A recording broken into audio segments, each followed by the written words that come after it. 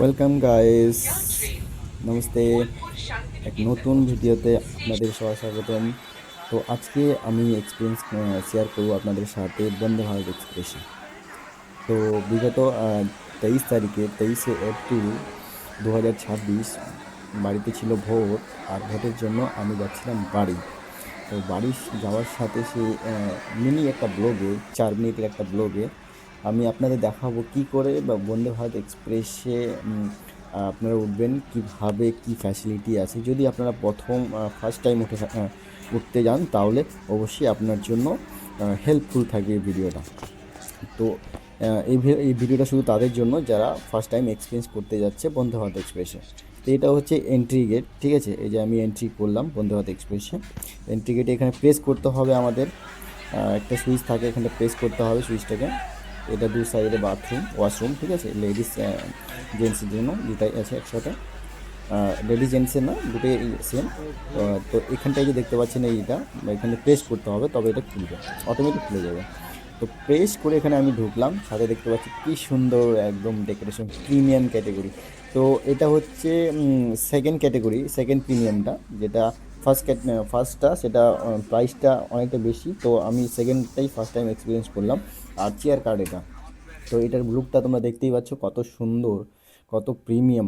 এটা হচ্ছে ট্রেনের টাইমিং এবং কত ঘন্টা সময় লাগে নিউ জলপাইগুড়ি হাওড়া থেকে নিউ জলপাইগুড়ি 22-301 গাড়ি নাম্বার। ছাড়ে সকাল 5টা 55 মিনিটে আর পৌঁছায় 1টা 30-এ। এটা পৌঁছায় জলপাইগুড়িতে ডাউন, ঠিক আছে। ডাউনটা হচ্ছে নিউ জলপাইগুড়ি থেকে হাওড়াতে আসে। এটা উইকনেসডে ছেড়ে প্রত্যেক দিনেই ছাড়ে, ঠিক আছে। তো এটা 2টা 55-তে ছাড়ে আর 10টা 30-এ ঢোকে এখানটায় হাওড়াতে। তো এটা আশা করি এটা হেল্পফুল থাকবে। আর এর মধ্যে যেমন যে সমস্ত ফ্যাসিলিটি আছে দেখতে পাচ্ছ, এখানটায় প্রত্যেকটা সামনে এবং পিছনে এইভাবে যেটা বেরোনো দুদিকে এই ডিসপ্লেটা আছে, এত সুন্দর হেল্পফুল। তুমি কত কিলোমিটার আছে বাকি, আর কত কিলোমিটার কতটা স্টেশন আছে বাকি, কতক্ষণ সময় লাগবে, সমস্ত কিছু এই স্ক্রিনে আপনারা দেখতে পাবেন, সবাই সকলে দেখতে পাবেন। আর সাথে এক্সপিরিয়েন্স হবে, মনে হবে যে আমি একটা নতুন কান্ট্রিতে ভ্রমণ করছি। অবশ্যই একবার সবাই ট্রাভেল করে দেখবে ফ্যামিলি নিয়ে।